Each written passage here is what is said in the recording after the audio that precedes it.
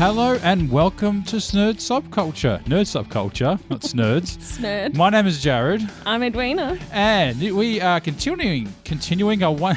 Oh, this is a terrible start. Continuing a Once More with Feeling series on Buffy the Vampire Slayer. Today, we're doing Season 3, Episode 3, Faith, Hope and Trick. This episode originally aired October 13th, 1998, written by David Greenwald and directed by James A. Conter. This is a full spoiler podcast. I'm a huge fan of the show, but Jared has never watched the whole series, and I'm trying to convince him it's worth his time. Stop it! Yeah. You are. And there was a few moments in this episode where I'm like, what have I done with my life? Really? Oh, I don't know. The babbling parts got to me. That you were laughing at. I'm like, oh my God, you find that funny? What babbling part? Oh, I don't know. I was like, I don't know. But Faith was in it, so that was good. Yeah, so have you seen this episode? No, but I know Eliza Dushku.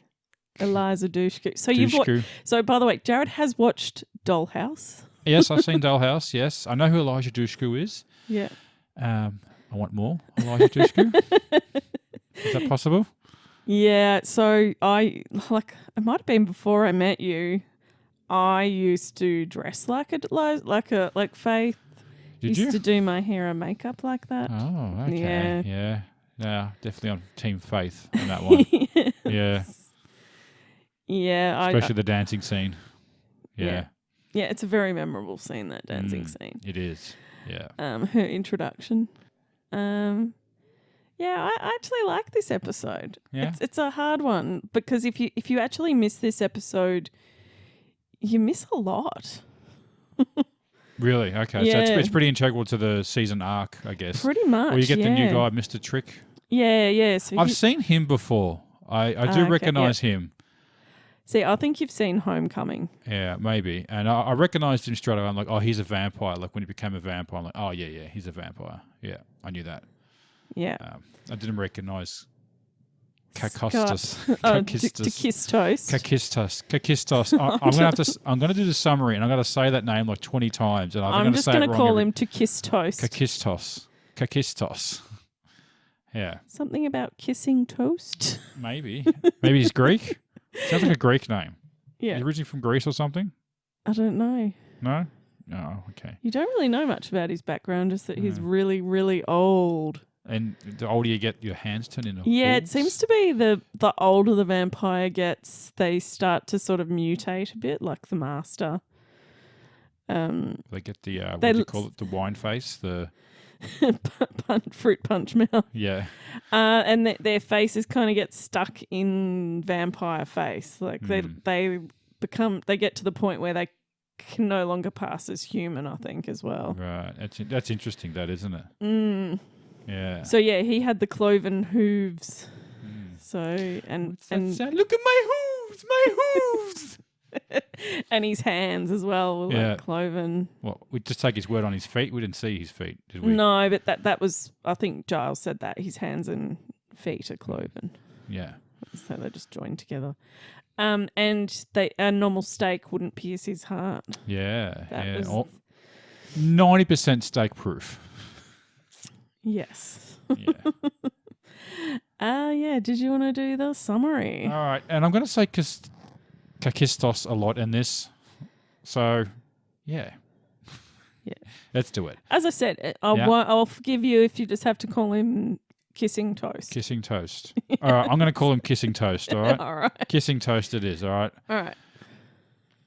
Kissing Toast and his colleague, Mr. Trick, arrive in town, discussing how they would kill the Slayer. Buffy and her mother Joyce attend a meeting with Principal Schneider, who reluctantly allows Buffy to return to school, having been overruled by the school board. Na na na na na na. Yeah. Buffy and Willow go to the library, where Giles questions Buffy about what happened the night she killed Angel and defeated a Cathler, to help him with a binding spell to prevent the demon from being resurrected. That night at the Bronze, fellow student Scott Hope attempts to talk to Buffy, but she becomes distracted by a suspected vampire leading a girl outside. Buffy and the rest of the group watch as the girl kills the vampire. The girl introduces herself as Faith, a new vampire slayer. Cordelia suggests that the death of Kendra must have summoned Faith. The group take a liking to Faith, but Buffy remains skeptical. Kissing Toast and Mr. Trick plot revenge on Faith for mutilating Kiss Toast's face. That night, while the Slayers are patrolling together, they are attacked by vampires. While Buffy struggles with several vampires, Faith focuses only on one, beating the vampire repeatedly instead of helping Buffy. Giles tells Buffy that vampires were working for Kiss Toast, an ancient vampire with cloven hands and feet. After leaving the library, Buffy runs into Scott, who tries to ask her out on a date. Buffy accepts, but she runs away very disturbed when Scott hands her a clouder ring like the one Angel gave her. Giles tells Buffy that Faith's watcher is dead, not at a retreat center as Faith had said. Buffy goes to see Faith at a hotel room and tells her Kiss Toast is in town. Faith tells Buffy that Kiss Toast murdered her watcher some weeks earlier in Boston, and he swore revenge on her for mutilating him with an axe. As Faith tries to leave, Kiss Toast and a group of vampires break into the room. Buffy and Faith escape through a window, but are driven into Kiss Toast's lair. Buffy fights and slays many of the vampires while Kiss Toast attacks Faith. Eventually, Faith impales Kiss Toast with a large beam, killing him. Mr. Trick flees with another vampire.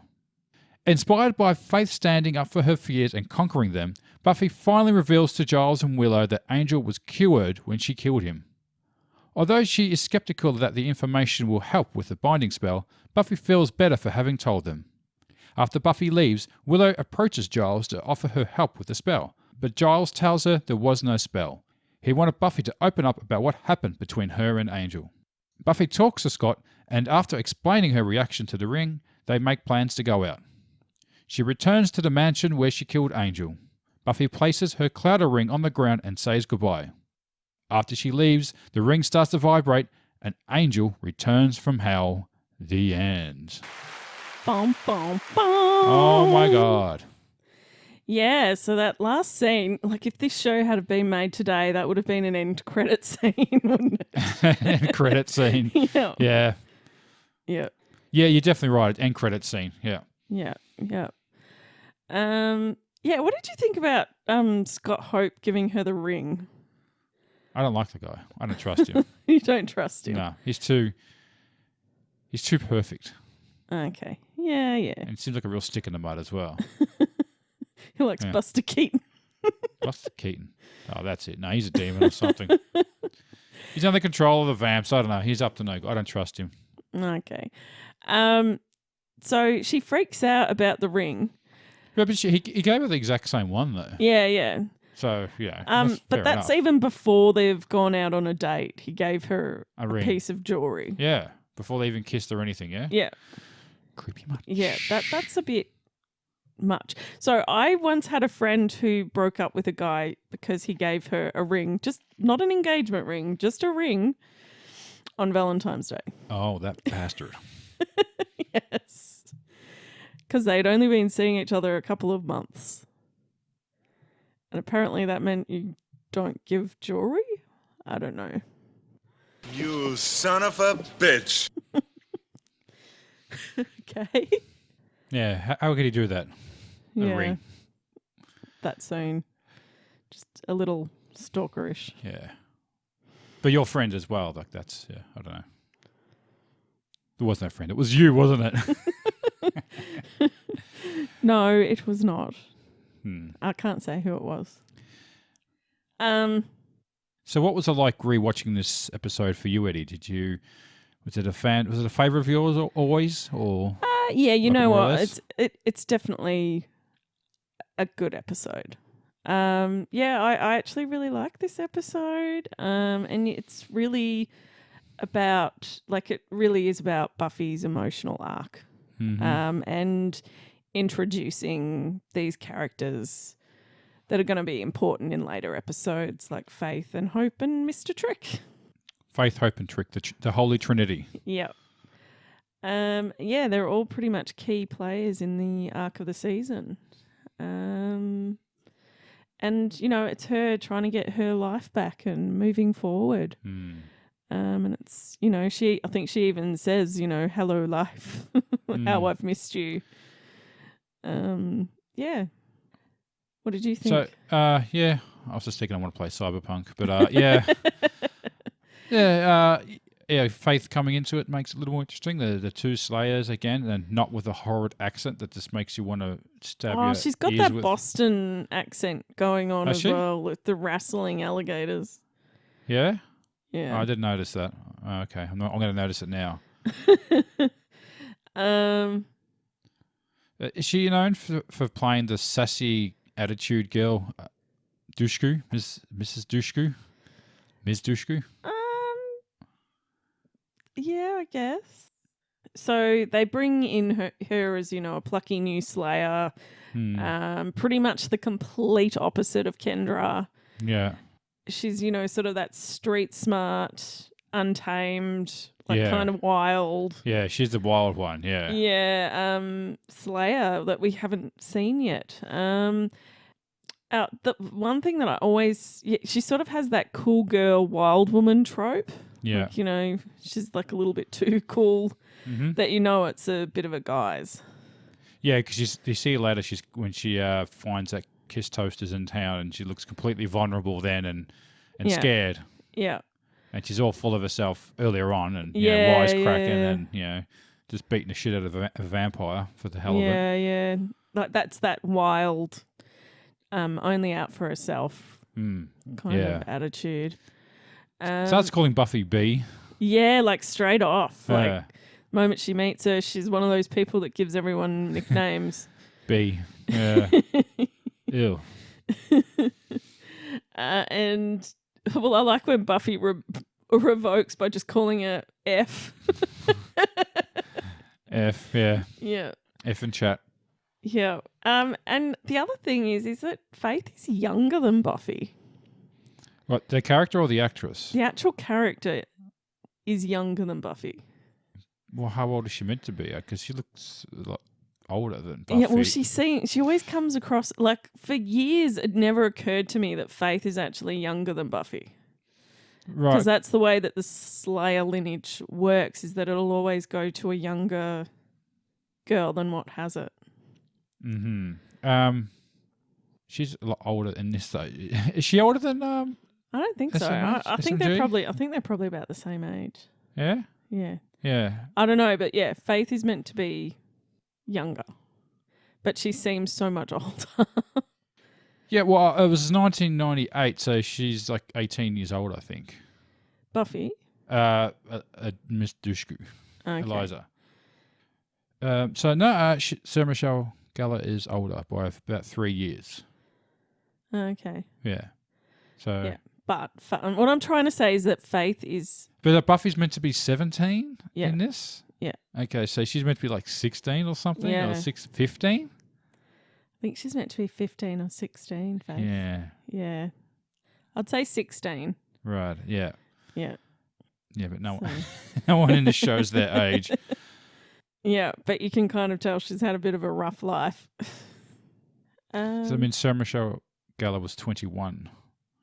Oh, God, you don't want to know how old Chris McCarver. Oh, dear. She's like 28. But the other thing is, like, even if she is 16, she doesn't have anyone looking after her or looking out for her. Yeah, she's all on her own, yeah. Yeah, so I think her coming to town was her looking for someone.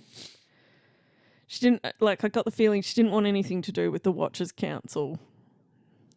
Really. Yeah, so why did she lie about that? I don't know.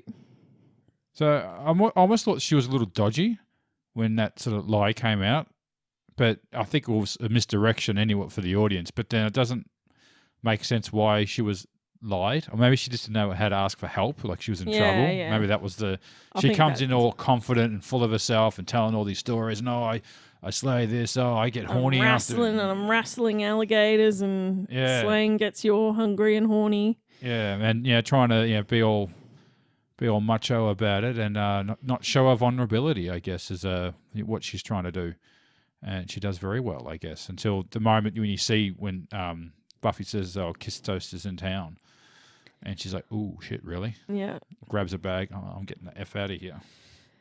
Yeah.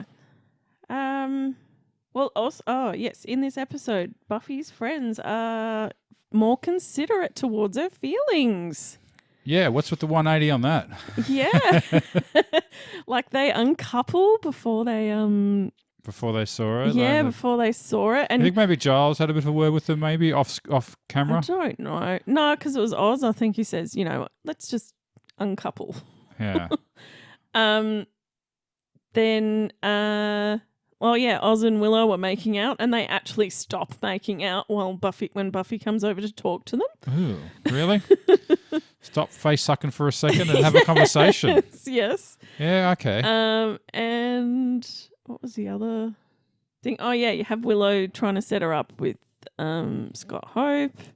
Yeah. To try to get her to move on, and then you have Giles who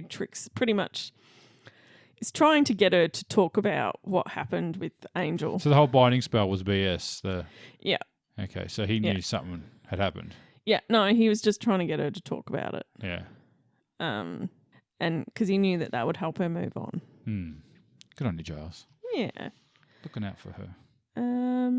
You sort of start to see the Faith Buffy rivalry happening in this episode, because just as Buffy's getting her life back, she feels like she has to share it with Faith. Mm-hmm. Even her chips. Yeah, it never really goes away, this rivalry that they end up having with each other. And the constantly sort Too of... many cooks, huh? Yes. Or slayers. Yeah. I wanted to say something. Apparently, David Boreanaz likes to get naked a lot. Have you heard this? Yeah, I do. So apparently he's known for stripping off the gear and going full Monty on set just to piss off his co-stars, which I'm sure they would have been, or the female ones would have been totally annoyed. So yeah, this is a scene in him at the end, and apparently he's completely naked in that scene. He doesn't use a stunt double. And he's oiled up. Oiled up. It's like he just slipped out of God's hands or something, or the devil's. He's trying to grab him. He just slipped out. So apparently he's renowned for doing this on set of going the full nud. Yeah, I have a feeling that's not the case anymore. No, can't do that anymore. No, I don't think you can do that anymore. What if SMG did it? Yeah, that would. Yeah. Dushku? Okay, what did you think about Joyce saying, going back to the metaphor of slaying / being gay? Joyce actually says, "I'm trying to march in the Slayer Pride Parade." I didn't notice that one actually. No, that went over my head. That. Okay. What do I think about it? Okay, yeah. Again, with the sexuality metaphors here, homosexuality and then metaphors. what does that mean with? Oh, that's right. She wanted Faith to take over for Buffy. Well, then she let slip. Oh, a new Slayer comes when the other one dies. She's like, "You died." Oops. It was only for a few seconds, just for a few minutes. Yeah. Geez, you want to get your mother to worry any less? You just tell her that you died a couple of times. Yeah. Whoops. Did you go down any rabbit holes in your research for this episode? A few rabbit holes. So the lair that Kistos has. Yes. Kakistos. Yeah. Kistos. It's a set that's been reused plenty of times. Most famously, it's the Ghostbusters warehouse. So the Ghostbusters they're based in New York. So it's the Hook and Ladder 8 fire station that they use for the outside shots, but they actually used a separate for shots for the inside, which was in LA. Yeah. For that. So that's if you look at it's got the same green pattern lines going across, and if you watch the two, you'll notice that it's the same warehouse with the side door. But you notice it's got the oval shaped door with a side door in the front. But if you look at the Hook and Ladder 8 one in New York, it doesn't have that side door because they're two different locations. Okay. Yeah. So the Hook and Ladder fire station was built in 1903, and it was built, I think, when fire stations or firefighters were started. They used to be all privately run, I believe, and you used to have to pay like a service for the fire department for that specific thing, for that company. Okay. If you didn't pay them, then you wouldn't get, they were all privatized basically. So it's almost like reverse where like everything that was owned by utilities of the government have been privatised. Well, originally they were all privatised, and so you would have to pay, and there'd be all their own certain areas, and I think they were getting into fights with each other and stuff like that. So then they privatised it all. Not privatised it, but took it all under the government wing, and became the Fire Department of New York, hook and ladder. Oh, okay. Which Steve Buscemi was involved with. With the restoration. I looked it up on Google Maps, and they're actually, you can't see it. You'd hate if you went all the way to New York to see the Ghostbusters house, but there's all facades around it because they're renovating it. Oh, okay. No. Oh, you'd be able to go anywhere. Anyway, this day and age, in 2021. So that was because that's right. We're actually in Melbourne, and we're in another lockdown. We're in lockdown 5. Yeah. Yeah. I've listened to this guy before. There's a guy called Neil Cicierega. He's got some YouTube channels, and he makes some music. So let me down. He's done a version of Ghostbusters theme song, but there's another song he's done that I like even better, that I'm going to play. So this is his version of Wonderwall. It's just called WNDR. Does he do the Lenny Kravitz one? Yeah, he does the Milky Way one. So this guy does like sort of edits of songs. And this is a good example. If you're ever at karaoke and you can't remember the words, this is what you do. Today, by now, I don't believe. And that is how you do karaoke for this song. So yeah, he's got some really cool. He did that Crocodile Rock with System of a Down. Oh no! So the only one that I heard was the Lenny Kravitz. So he does the Lenny Kravitz version of Fly Away. But and his edits are seamless as well. The way he does his edits, they're just so amazing. So so Fly Away. I wish that I could fly, I could fly, I could fly, just like a dragonfly. It's probably cool to watch the video of this because the prompts he does are actually quite funny. I fly above the trees, above the trees, above the trees, just like a dragonfly. Yeah, just repeats that over and over again. And it is pretty much like someone who has forgotten all the words aren't up on the screen for karaoke. Yeah. Yeah. A Milky Way, just like a Milky Way. And you're singing into a Milky Way, and there's a microphone when you see that. Let's go and see the stars. So How did you get onto this again? so he did a version of Ghostbusters theme song. Oh, okay. So it's again really done really well, like seamlessly, like just re-edits the song, and I'll speed it up a little bit. You can probably tell this one's called Bustin'. He just calls it Bustin'. Again, like he's like looped it around.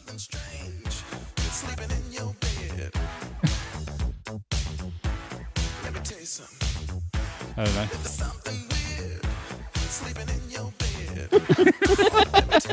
Seamlessly, isn't it? Like the way Bustin' is sort of doing a metaphor for something out.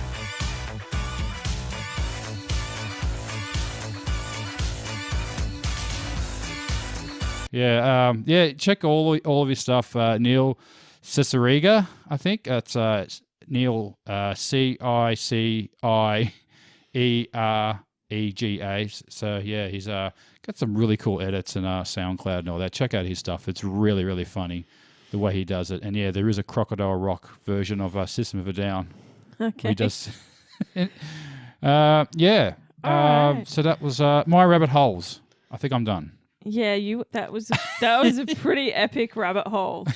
Right. It's like it went way down. Way down in there. And left of Albuquerque. And one thing we forgot to mention, the musical guest as well, if you want to go down that. Well, not really a rabbit hole, but just I thought it's worth a mention. The band that were featured. It's not Casey and the Sunshine Band. No, it's Darling Violetta. Uh-huh. Again, like these really obscure bands that they play on these. I mean, it's kind of cool that they're supporting underground acts and not just having, AC/DC play in there or like bands that don't really need a plug, and they're giving it to, bands that are quite underground. Well, you have to be realistic as to what bands are going to actually be playing at a place like the Bronx. Yeah, I know, but it'd be so easy to put, NSYNC in the background or Green Day, you know what I mean? Because as I said, Charmed did this with P3, and they kept getting like these ridiculously big name acts, like the Cranberries. Yeah. It's like, well, that's how the hell are the Cranberries playing? Yeah, I mean they're P3? not characters; they're just in the background. But I get it. It's they don't need the plug, the Cranberries, and we know who the Cranberries are. Like these people, they need it. They need the plug. Yeah. And this band, Darling Violetta, look, they only had the one album, the one LP, and a few EPs, and went on to write. You know where I'm going with this, do you? I'm waving my hand. You have no idea? They wrote the song for Angel. Ah. Yeah. Okay. Yeah. So, that's their other claim to fame. They were featured in Buffy and went on to write Angel. So, shall I play some of them? Yeah, we all know the Angel theme. Oh, look, I'm not going to play that. Well, it's funny because I think there is one with lyrics. Yeah. Oh, it's more of a humming, sort of a chorus, sort of wailing sound, not really lyrics per se. I'd say. No, I'm pretty sure I have heard a version of it. Lyrics. Maybe there is a version, but I don't think they've had an extended version. But I don't think it really had lyrics. More of a wailing sort of talking. It's all violin, isn't it? Or cello. Oh, they're into the cello. That's okay. It's cello. Like when you're using cello, it means you're fucking serious. All right. when you whip the cello out, oh yeah, okay, this is serious, Mum. All right. Shall we roll into question time, baby? I think we that's a good idea. Yeah, let's just get into it. Question time. And you expect me to believe you? Okay. Who is your favourite character? Characters, maybe? I really did like Faith and Mr. Trick. Yeah. I'm going to characters this week. Yeah, I liked Faith. Yeah. Mr. Trick seemed to be that mustache twirling villain, just kind of loving it. Yeah, he's a bit of a new age. He's, you could sort of see he's like getting a bit fed up with like these old school. I want to kill the Slayer. Yeah, like just. Yeah, we're getting the Slayer, but thinking globally, What do you say? Order a 15-year-old Asian boy, Filipino boy on the net, get him delivered the next day. Creepy. I want the Slayer.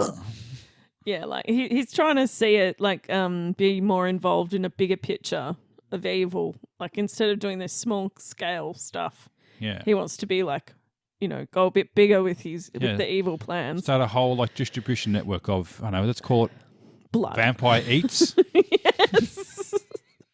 Uber Vampire Eats. Vampire Eats. Vamp Eats. Well, because it does end up being an Uber vampire. Does there? Yeah. Oh, no. Before Uber was a company. Yeah. Damn, you're using a word we used to use. Well, no one uses Uber anymore. It was kind of outdated, I thought, when I brought Uber in. Like, no one said things were Uber anymore. That's Uber. Remember Cartman was trying to do that? No, it was Hella, wasn't it? Hella. Yeah, now never take off. Yeah. Okay. Which character do you love to hate in this episode? Oh, Scott. He's so vanilla. Isn't he? He's like the dorkier version of Clark Kent, isn't he? Yeah. Yeah. I know it's probably going somewhere with his character, but maybe that's what he's supposed to be. He's meant to be sort of a rebound boy. Yeah. For Buffy. Yeah. Rebound. Gives her a ring before they've even dated. Yeah. Whips that out. Oh, you're up to something. I don't like this guy. Yeah, I just went perfect. with Scott. Yeah, I don't particularly like Scott. Yeah. But I don't know, but I could also maybe give it to Xander as well. He's just a little extra. I don't know. Pervy? He's a bit pervy in this episode, especially and doing it in front of Cordelia. Yeah. Like, who does that? I know. Balls on this guy, huh? What was the most memorable fight scene? Faith probably beating the vampire to a pulp, just bashing his face in repeatedly, and Buffy's like, little help. Yes. Yeah. Yeah. Instead of just getting it done. Yeah. My girl's got it done, but I think the fight scene when we first meet Faith, she sort of does that backwards, like little backward headbutt thing to the vamp. Yeah. And just sort of walks up and goes, Can I have this? And grabs the steak from Buffy. Yeah, from B. LOL moment. I thought Mr. Trick grabbing the guy from the McDonald's drive-thru. It's like, I'm hungry now. And just wrenches him through the bloody car door. Yeah. Subtle. Yeah, it's probably like the little slight hand raise that Xander does, like this little hand raise when Buffy gets grossed out and sort of says, raise your hand if ew at Faith, going on about how good looking and handsome Giles is. Yeah. And he does this little putting his hand up and Willow doesn't move. Hint, hint. Well, maybe because she's giving Giles the moon eyes, which I noticed she was doing a bit this episode. Yeah, she was. Yeah. Next question. Favorite scene. I think I know what your favorite scene's going to be. What is it? Is it Faith dancing with the vampire? There's a vampire there? Yes. Oh. Didn't notice. Yeah, that's my favourite scene. I have it as my favourite scene as well. Yeah, it's just pretty hot. Least favourite scene? I think the opening scene with Willow babbling on about, being a senior. Like, is she a senior or is she 10 years old? Yeah. I mean, neither would surprise me, I guess. But, I don't know. Yeah. Just cut that scene out and just have him walking up to Buffy. Yeah, I don't like that scene where Buffy's like trying to rush outside and Scott kind of blocks her way at the bronze. Yeah? Yeah. Oh, I didn't notice that. Or he sort of misinterprets her walking and thinks that she's coming over to talk to him. Oh, right. It's just one of those awkward, what you doing, dude? Mm-hmm. What is your favourite quote? Faith's, God, I could eat a horse. Isn't it crazy how slaying just always makes you hungry and horny? And everyone just looks at Buffy. It's like, really? Do you get that? And Buffy responds with, I sometimes like a non-fat yogurt. Oh, was that your one too? No, that's what I've... Yeah, it'll come up eventually. Okay. My favourite quote is Willow saying to Giles, Giles, I know you don't like me playing with mystical forces, but I can really help with this binding spell. And Giles is like, there is no spell. That's all he has to say. Yeah. There is no spoon. There is no spell. Best Cordelia freakout moment. When she comes running in, so check out the Slutterama of Disco Dave. That was the last thing that guy danced to. Casey and the Sunshine Band. Oh. And then when he keeps asking Faith to tell him stories about her, preferably ones where she's naked.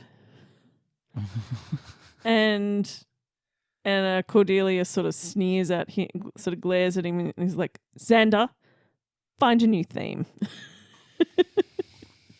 Tell me more stories of when you're naked. How is that not creepy? Yeah. Who gets the wooden spoon? It has to be Kiss Toast, doesn't it? Yeah. I've got to kiss toast. Kakostos. To kiss toast. Kakistos. It must be Greek for something. Maybe I should look that up. Kakistos. I'm going to mean something in Greek. Who gets the MVP of the episode? Yeah, I think Buffy was MVP this episode. I was going to go with Giles for getting Buffy to sort of resolve her emotional arc, so to speak, in this episode. Open up. Yeah. Talk about it. That was pretty good. But, helping Faith out as well, I think. And what else should she do? Decided to start dating. Moving on. What do you rate the episode out of 10? I gave it 5 stolen chips out of 10. Yeah, I gave this 7 out of 10 non-fat yogurts. Right. And I think there's something I wanted to... You're looking up to kiss toast. So it's a Greek word with 2 words put into it, meaning worst and rule. So it kind of means government by the worst people. Okay. If we can just throw that in there as a last tidbit. Okay. All right. And you're all done. So I think I'm gonna do it. I'm gonna do it. Do it. Go. All right. Well, I hope you've enjoyed listening to us tonight. We are Nerd Subculture, and my name is Jared. And I'm Edwina. And you can find us on TikTok, Twitter, Instagram. There is a Facebook group, and you can email us at nerdsubculture@gmail.com. Yes, and if you like what you hear, be sure to like, share, subscribe, send us a comment, send us what Eddie said, and we'll see you next time. Take care. Bye. Grr-arg.